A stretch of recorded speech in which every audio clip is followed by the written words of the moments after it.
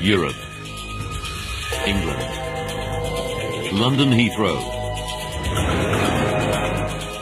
the world's busiest international airport. January 8th, 1989. It's a Sunday evening, and many passengers are headed home after the Christmas and New Year holidays. The airport is packed. In Terminal 1, passengers check in for British Midland Flight 092 to Belfast, Northern Ireland. It's a regular hour-long commuter shuttle. Security is tight. It's the height of the IRA's terrorist campaign against British targets. The IRA has killed 416 civilians in nearly 20 years of violence. Healthcare worker Gareth Jones started a new job in Belfast 3 weeks ago. Security checks are a way of life. If you lived in Northern Ireland at the time, you got quite used to security. It was a period when there was heightened security there. You look after yourself, right? You look after Mum. Bye. Bye. The IRA isn't the only reason for Heathrow's high security. Lockerbie, Scotland. 3 weeks earlier, a terrorist bomb blows apart a Pan Am 747 flying from Heathrow to the US. The explosion kills all 259 people on board and 11 more on the ground. It's the worst ever terrorist attack on a US airliner. The authorities suspect it's the work of an Arab terrorist group.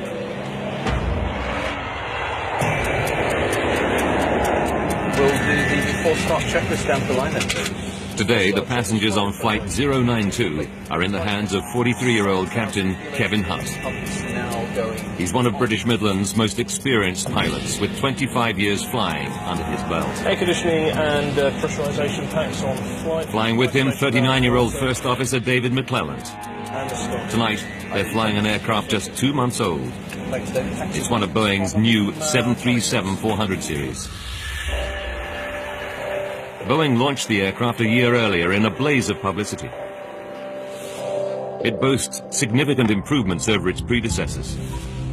Its new CFM56 engines are the most powerful of their kind, and the cockpit display features state-of-the-art technology, including computerized TV screens and LED dials, which replace the traditional mechanical gauges. 7:15 p.m.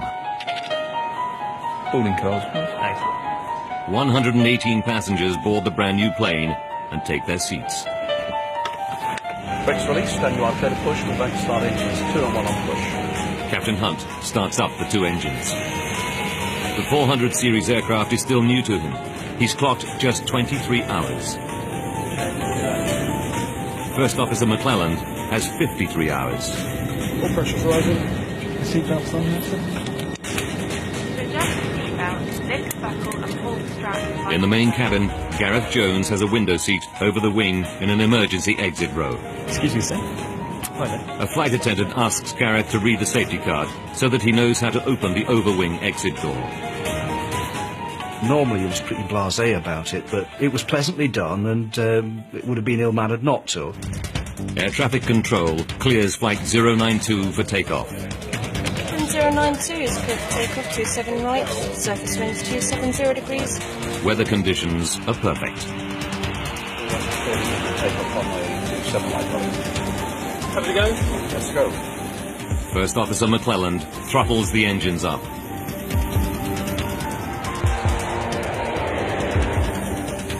D1, rotate.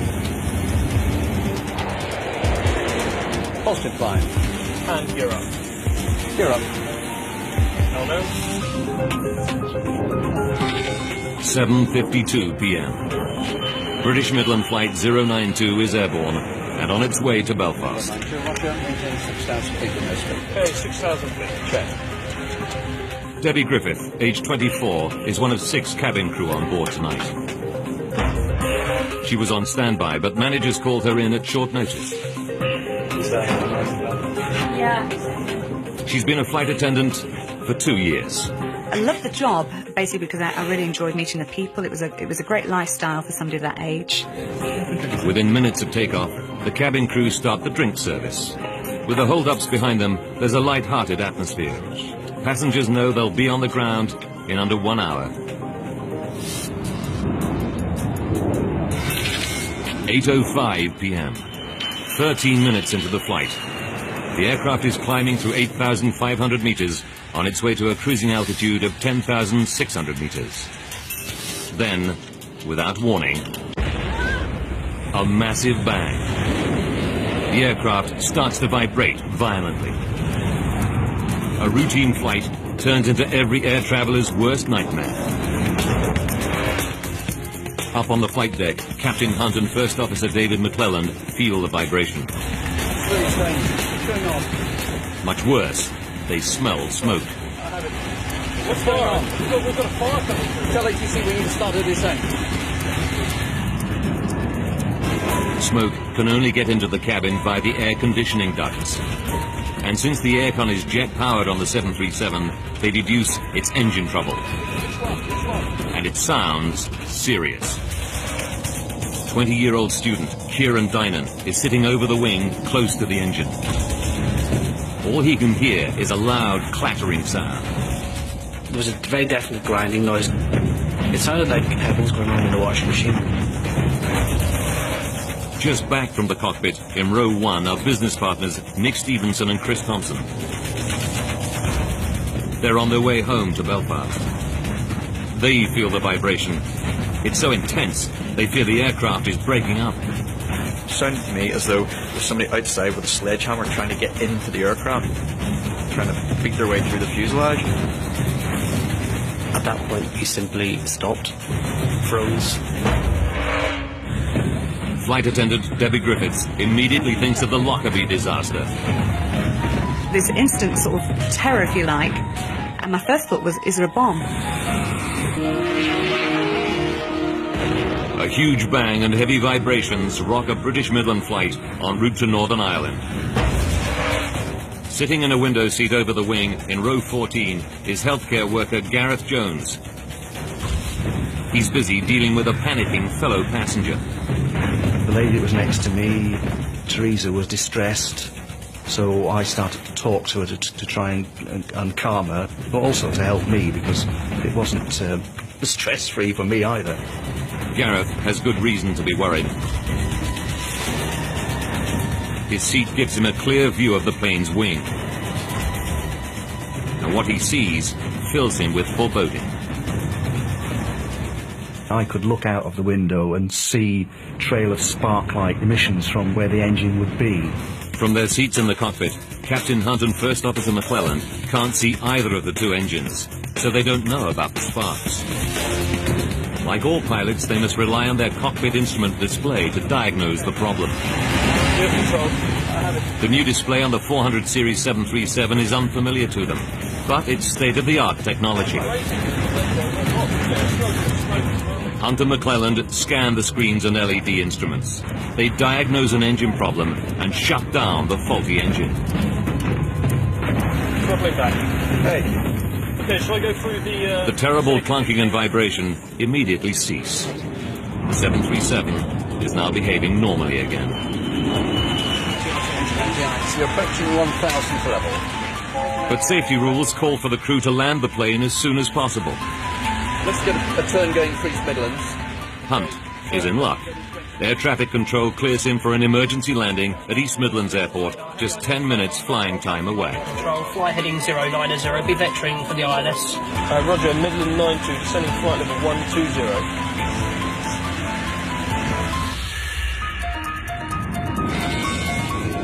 8:10 p.m.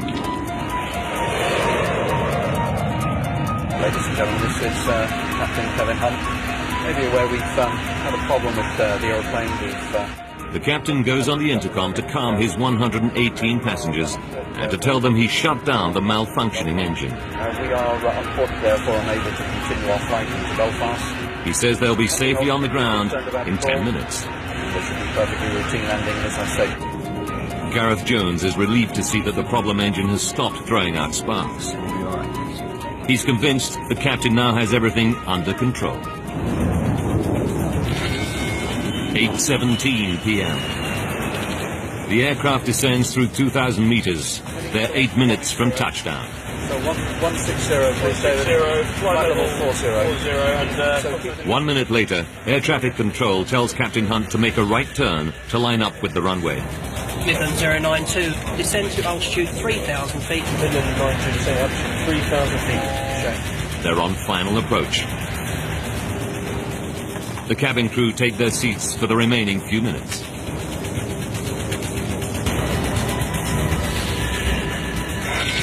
(8:20 p.m.)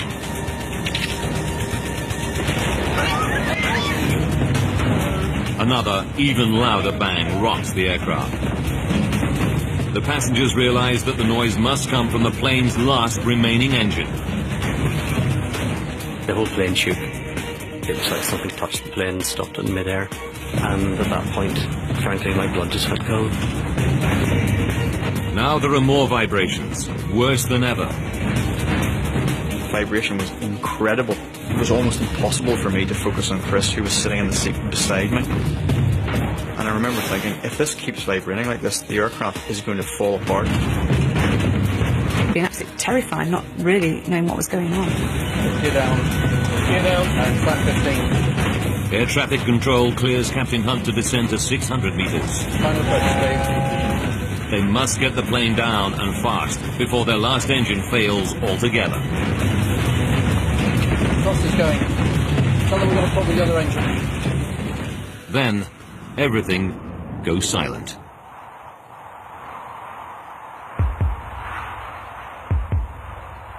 The plane's last engine has given out. The passengers now know they're going down. I actually can't remember the noise of wind going by the plane, just this sort of rushing sound. And the plane then dropped. It started just to go down, like going over the top of a roller coaster. I remember thinking to myself, well, there's nothing you can do about it. If him upstairs wants to take you now...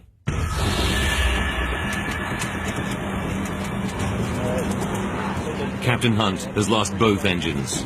With no forward thrust, the plane is now fighting a losing battle with gravity. 66210 knots. Hunt orders the first officer to try to restore power. McClelland begins the reignition sequence, but they're losing height rapidly. Now the left engine catches fire. Fire. Shall I do the fire drill? It's not going. The 737 is dropping out of the sky. Captain Hunt's control column starts to shake violently. The ground proximity warning system tells him he's coming down too quickly. The pilots can see the airport runway lights less than 2 kilometers away. But there are more lights closer to the plummeting plane. The lights of the M1 motorway, the UK's major north-south artery. If they crash on the motorway, the death toll could be horrendous.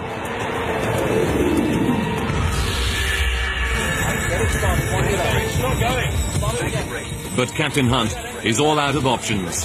The ground is coming up fast. Somebody on board said, Jesus, we're all going to die. 8:24 p.m. British Midland Flight 092 is just 1 minute from East Midlands Airport. Flaps one, please. Speed 190. Captain Hunt can see the runway lights, but he's lost both engines, and one's on fire. His only hope, to keep the aircraft airborne long enough to crash land on the runway. The passengers haven't heard from the captain for 10 minutes, but they know they're going to crash. Stupid thoughts go through your head, like who's going to cut the grass. Part of your brain is saying, this plane's crashing, and part of it was saying, it can't be, because it doesn't happen. Now Captain Hunt can see the village of Kegworth. Desperate to avoid crashing into it, he raises the nose to stretch the glide. The 737 passes over the village at an altitude of just 60 meters. Wherever I noticed what I think was a church spire, which actually went by the window. And I sort of thought, a church spire going past the window, I'm in a plane. But beyond Kegworth, lies the M1 motorway.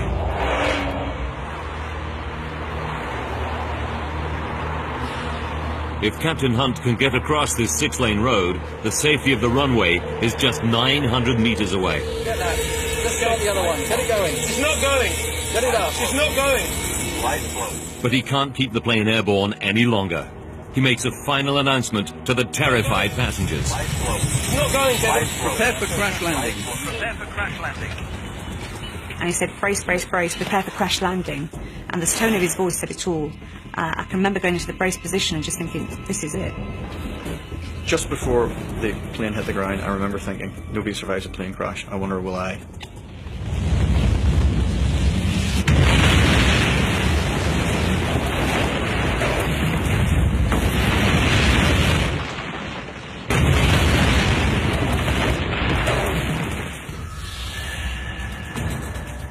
"30 meters before the motorway, the tail section hits the ground and bounces back into the air. The plane smashes through trees near the edge of the motorway. It was horrendous. It just seemed to go on forever. Sort of sucked the breath out of you. It careens across the road, destroying a light on the central reservation. The aircraft slams into the embankment on the far side of the M1 and breaks into 3. I just remember being crushed and crushed, and then nothing. Total silence. It comes to rest just 900 meters from the safety of the runway. Captain Hunt made it across the motorway, just. Incredibly, no cars are passing at the moment of the crash. Inside the wreckage of the 737's middle section, Gareth Jones and his fellow passenger Teresa are alive. They're sitting over the wing, the strongest part of the aircraft. Gareth is not even badly hurt. He cannot believe his luck, but the danger isn't over yet. When I opened my eyes, I could see the little bush that was on fire and thought, hang on, this is dangerous. We're right over the wing's full of fuel, we better get out of this place pretty quick. It's a miracle the plane's 5,000 plus litres of aviation fuel haven't caught fire. But the fuel is now pouring out of the damaged wings, and one of the engines is still in flames. If the fuel ignites, Gareth and any other survivors will have little chance. Having lived through an air crash, they could still burn to death. Gareth desperately pulls the emergency door handle, but it won't open. Fortunately, I remembered Jamie's instructions on the card and grabbed the handle, pulled the door in and threw it out. Before the crash, Gareth told fellow passenger Teresa that if they survived the impact, he would get her out. I remember sticking my head back in through the hatch and shouting to Teresa, give me a hand. A little hand appeared out of the blackness. And I remember pulling her out through the door. Now Gareth climbs back into the plane to look for other survivors. He finds a horrifying scene. Twisted wreckage, injured people shouting for help, and others who are ominously silent. There were people clearly struggling to get out and others that were not moving, and you knew what had happened to those that were not moving. And that's one of the memories I'll carry with me to my grave. In row 1, in the plane's broken front section, business partners Nick Stevenson and Chris Thompson. Chris is unconscious and severely injured, but Nick is one of the luckier ones. He comes round quickly. The first thing I thought is, I'm alive. The second thing I thought is, there's going to be a fire, get out. He doesn't have the strength to help Chris. He tries to get up, but a searing pain in his left leg stops him. And yet he knows he must overcome the pain to get out. You know, the survival instinct just takes over. The drive, it's incredible. I just knew I was going to get out. I had to get out. Nothing else was of any importance whatsoever. He reaches a break in the fuselage and shouts to passing drivers who've stopped to help. He said, yeah, we see you, you're okay, you know, we'll get you. Carried me down the embankment. Still trapped in the wreckage of the nose section, flight attendant Debbie Griffith. She's in a bad way. But her main fear is a fuel explosion. I was having real problems breathing and actually felt like I was dying. I was really sort of fighting to live. And I just expected the engines to go. And I can actually remember thinking, it has to be quickly. And 20-year-old Kieran Dynan hangs right over the edge of the shattered midsection. He's badly injured and drifts in and out of consciousness. All the seats in front of me were gone. There was nothing. It was just debris and nothing. 8:30 p.m. 5 minutes after the crash, the fire crews reach the aircraft. They start to douse the whole area with foam. The fireman shouted through, "We've got the engines out." So at least then I knew that we were in with a fighting chance. Within 2 minutes, the engine fire is out. The rescue can begin. Now firefighters scour the plane for survivors. They have the grim task of checking which passengers are dead and which still have a spark of life. I literally just woke up as he shone the torchlight in my eyes, and he said, "Quick, this one's still alive." And then I blacked out again. Kieran is pulled out of the plane and rushed to hospital.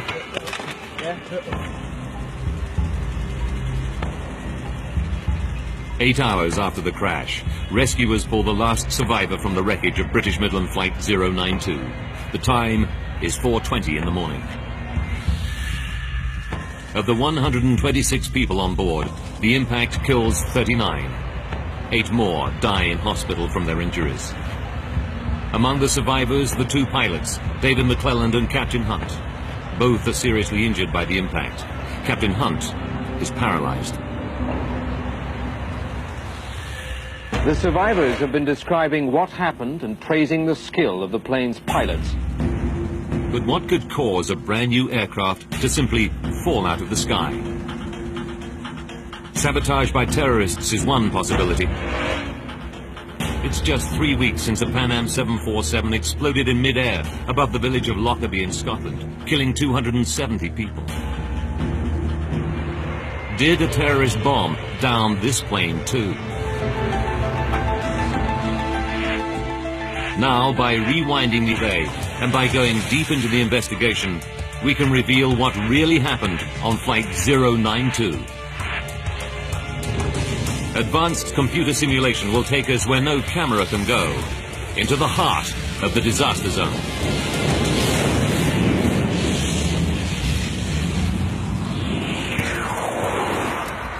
Eddie Trimble is the chief investigator from the UK's Air Accident Investigation Branch. He's worked on all the major air disasters in the UK over the last 30 years. When news of the Kegworth disaster breaks, Trimble's team of 9 crash investigators is still in Lockerbie, scouring the wreckage of the downed Pan Am plane. Now he fears another terrorist outrage has claimed lives on British soil.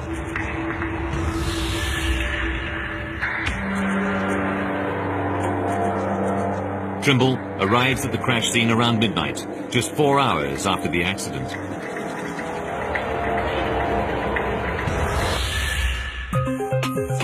As the hours pass, he finds none of the telltale signs of damage from explosives. The team quickly rule out a terrorist attack as the cause of the crash. This is not another Lockerbie. Investigators now turn to the possibility of mechanical failure. Survivors report a double engine failure. It seems almost incredible, but the theory soon surfaces in news reports. The experts say the chances of both engines on a brand new airliner failing at the same time are 100 million to 1. But that seems to be what happened last night. Eddie Trimble knows that if both engines failed almost simultaneously, the implications are enormous. There are 18 of the new 737s in service. Could they all be flying with a fatal flaw? The investigators need to find out, and fast. Chief Investigator Eddie Trimble and his team of 9 scour the crash site of British Midland Flight 092. They desperately need clues to explain what could cause both the 737's jet engines to fail. Accounts of the plane's final moments are coming in from eyewitnesses. they report flames in the left-hand engine.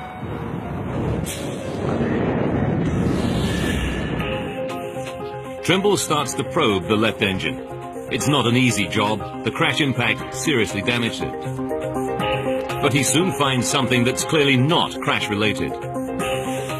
The fan blades. Most of them are severely damaged or fractured. Trimble concludes that the fan blade fracture threw debris deep inside the engine. The resulting damage was fatal.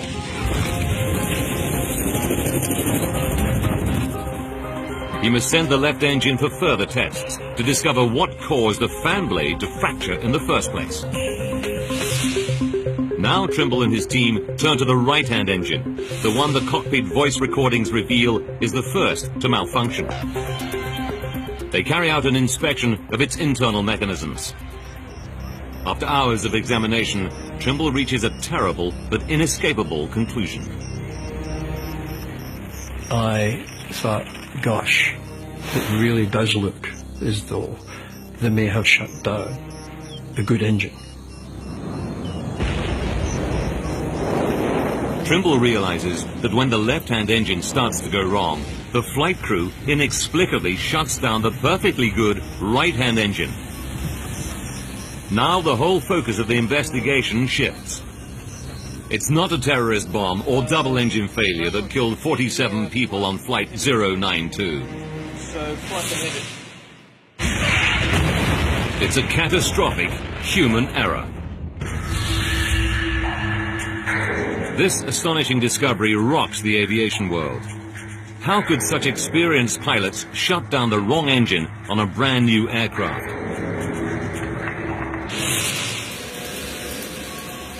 Trimble knows that the plane is one of the new 737-400 series launched a year earlier. First Officer McClelland has flown just 53 hours on the 400 series. Captain Hunt even fewer, only 23 hours. Could the pilot's unfamiliarity with some aspect of the new design have caused the fatal error? To find out, Trimble must probe every twist and turn of events on flight 092. Using the cockpit voice recordings, he starts to analyze every decision the pilots took on the flight deck. Okay, we're just turning off the local lights. Tell them we're fully established. Finland 092 is fully established. 8:05 p.m., just under 20 minutes before the crash. On the left engine, a fan blade fractures. The broken piece lodges inside the engine casing. The damage to the fan blade throws the finely calibrated engine out of balance. The engine now starts to shudder violently, setting up a vibration that rocks the whole plane. The fracture fatally damages the left-hand engine. It's now just a matter of time before it fails altogether. The flight crew feel the vibration and smell smoke escaping through the damaged engine seals into the air conditioning ducts. They wrongly assume there's a fire in one of their two engines. Captain Hunt asks which is the problem engine. Which one? Which one? The cockpit voice recorder reveals the first act in a terrible chain of events. First Officer McClelland starts to say left, but then changes his mind. No, it's the right one. Eddie needs to find out why McClelland hesitates and then gets it wrong. He knows that the pilots can't physically see the engines. They must rely on their instrument display to diagnose the problem. The cockpit display on the new 400 series boasts LED dials and screens in place of traditional mechanical instruments. Did Hunt and McClelland have trouble interpreting its unfamiliar instrument display? Okay, we'll throttle it back. The new display has a meter to monitor unusual vibration on each engine. These should allow the pilots to see at a glance which engine is in trouble. The meters have always been a feature of the 737 cockpit display, but on the 400 series they look very different. On the new 737, the engine vibration meter has an LED needle. It swings around the outside of the dial instead of the inside as in earlier versions. And it's only the size of a 20 pence piece.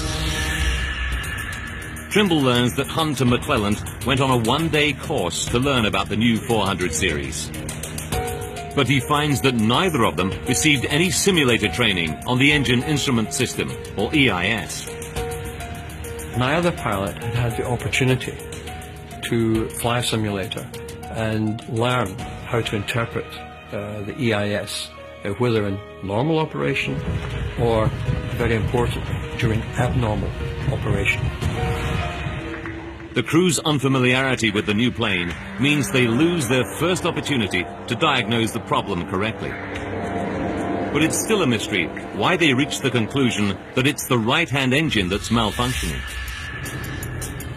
The cockpit voice recordings give Trimble another clue. Can you smell that?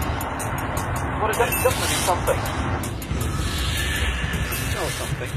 When the pilots smell smoke from the damaged engine, they know the only way it can reach the cockpit is via the air conditioning system. Can you smell that? There's a fire coming through. In Captain Hunt's experience, the air conditioning on a 737 is powered by the right-hand engine. Which one is it? He assumes that is where the smoke is coming from. Well, throttle it back. Throttle it back. But Boeing has made another change to the latest 737. On the new planes, the air conditioning is powered not just by the right engine, but also by the left-hand engine. 8:07 p.m.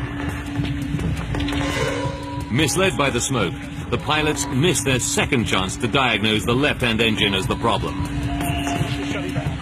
Now, First Officer McClelland throttles back and shuts down the perfectly functioning right-hand engine. Everything seems to return to normal. The heavy vibration and banging has stopped. Ladies and gentlemen, this is Captain Kevin Hunt. If you've been aware in the cabin, we've had some smoke. And that's, A relieved Captain Hunt even goes on the intercom to tell passengers what he's done. had to shut the right engine down as a result. We can't be... But Hunt's mention of the right engine confuses many passengers. Student Kieran Dynan recalls seeing sparks and flames coming out of the engine on the left-hand side of the plane. I thought it was strange. Why is he turned off the good engine? It was so obvious. This engine is all on fire. But Captain Hunt and the first officer cannot physically see either of the two engines from the flight deck. Someone from the passenger cabin would have to tell him which engine is in trouble.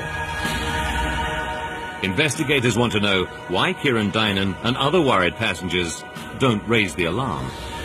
I remember thinking, he still must know what he's doing because he's the professional. Trimble and his team conclude that distrust in the captain prevents anyone on board from raising the alarm. But the investigators still face a big mystery. Why does the aircraft seem to return to normal function after the pilots turn off the wrong engine? To solve this mystery, Eddie Trimble and his engineering specialists delve deep into the workings of the 737's jet engines. All 737s have an auto-throttle, a form of cruise control that maintains the desired airspeed by automatically sending the right amount of fuel to the engines. To shut down the engine, First Officer McClelland must disengage the auto-throttle. This returns the plane to full manual operation and allows him to start throttling back the engine. Trimble suspects that this routine step holds the key to the mystery. He turns to the plane's black box to try to find out exactly what's going on inside the computer-controlled engines at the critical moment. What Trimble discovers about the behavior of the autothrottle explains why the plane appears to fly normally on a badly damaged engine. It's a major breakthrough. The investigation team can now unravel exactly what happened aboard Flight 092 in the final, fateful seconds from disaster. 8:05 p.m. When the fan blade fractures on the left engine, its fragments damage the engine severely, causing a reduction in fan speed. The autothrottle reacts by pumping more fuel to the stricken engine, trying to maintain the fan speed. This causes the damaged engine to shudder violently and throw out sparks. These ignite surplus fuel, causing the flames seen by the passengers. 8:07 p.m. It's the right one. Misled by the smoke coming through the air conditioning, the crew misdiagnosed the problem engine. Captain Hunt orders the fully functioning right-hand engine to be shut down. Okay, throttle it back. First Officer McClelland disengages the auto throttle and instantly pulls back the thrust lever on the right engine. The minute he does so, the vibration stops and the smell of smoke disappears. Eddie Trimble now knows why. Data from the black box reveals that when the pilots disconnect the auto throttle in order to shut down the right engine, both engines return to manual throttle. Sensors inside the damaged left engine detect that it's spinning slower than normal, which triggers a reduction in fuel flow. With the fuel flow now at a level the engine can handle, the vibration and flames disappear. Now the left engine appears to be functioning normally, when in fact it's fatally damaged.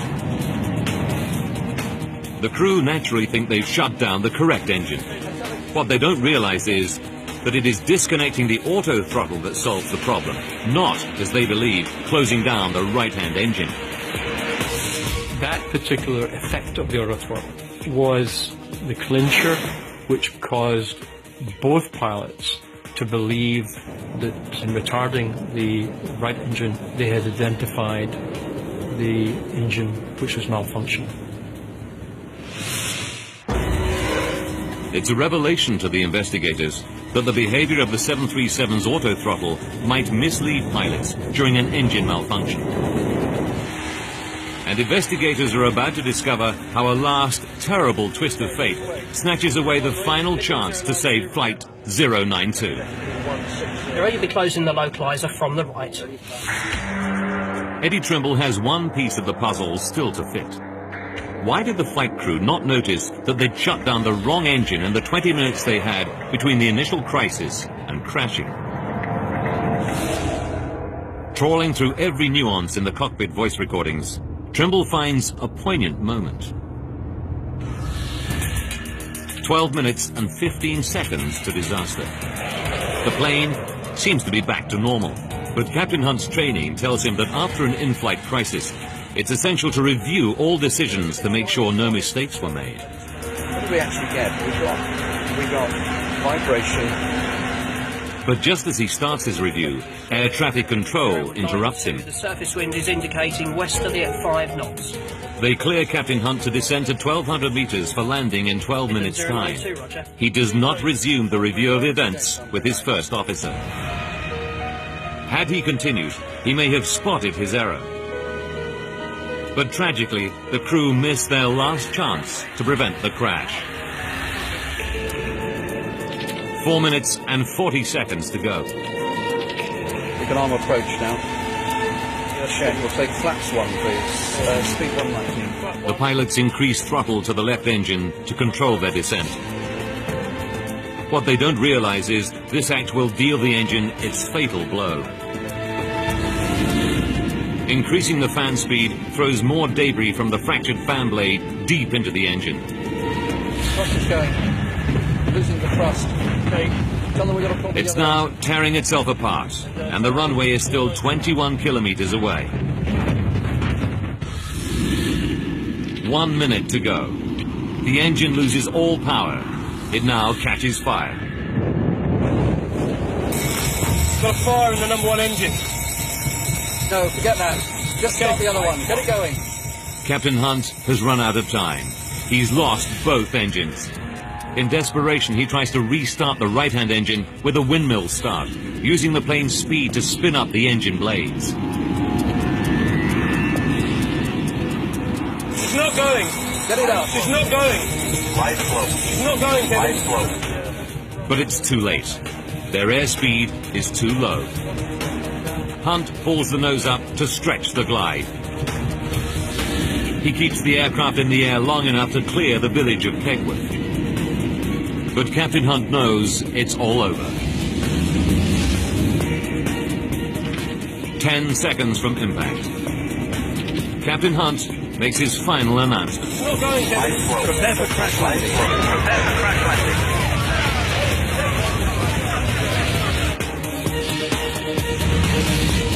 At 8:24 and 43 seconds, British Midland Flight 092 crashes into the motorway embankment at 185 kilometers per hour.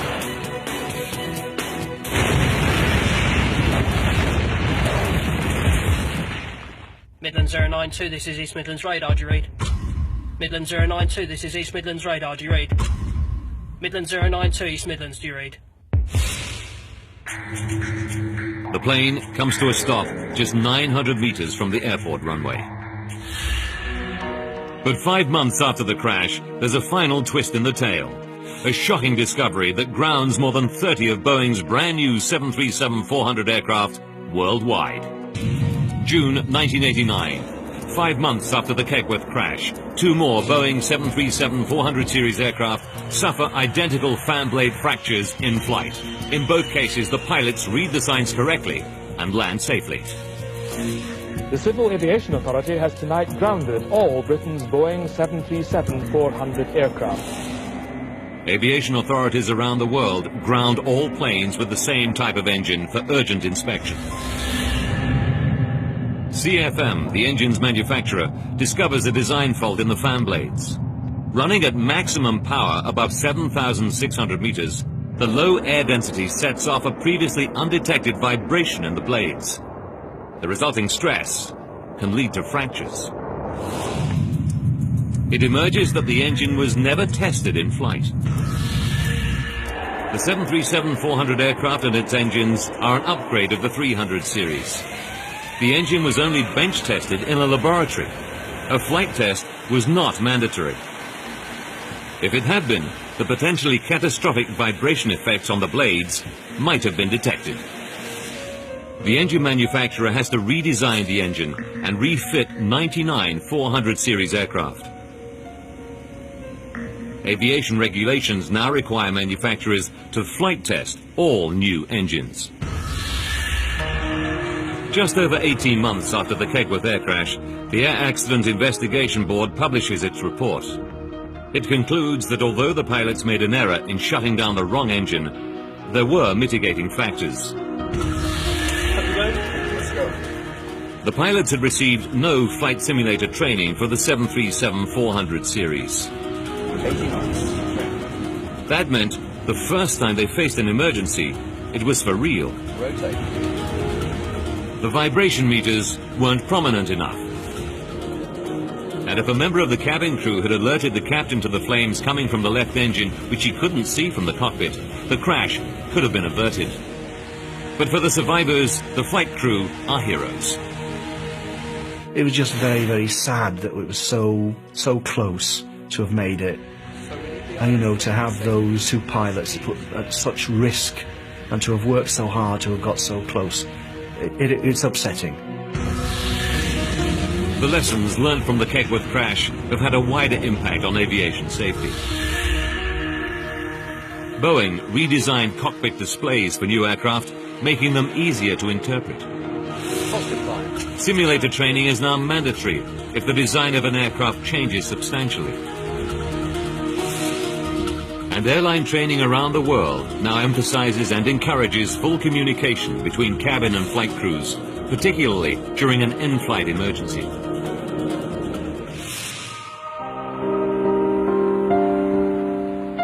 Of the 126 passengers and crew on board, 47 lost their lives.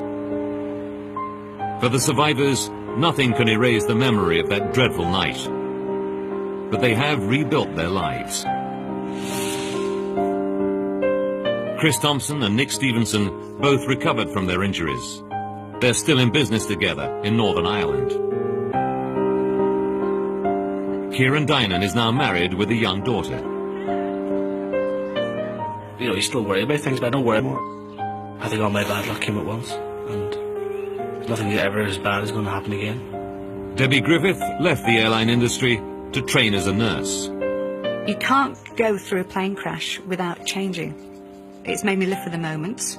I've always been fairly happy-go-lucky, But I've never felt bitter. I've never felt, why me, why not me? I'm nothing special. Gareth Jones's physical injuries on the night were minor, but the emotional scars are still with him. You did feel dirty afterwards, that, you know, why me? Why did I survive? What had I done that was special? And to a degree that lives with me to this day. I don't know why I escaped, apart from picking a lucky seat. The Boeing 737 is still the world's most popular aircraft. Today, a 737 takes off somewhere in the world every 5 seconds. Its safety record is one of the best in aviation.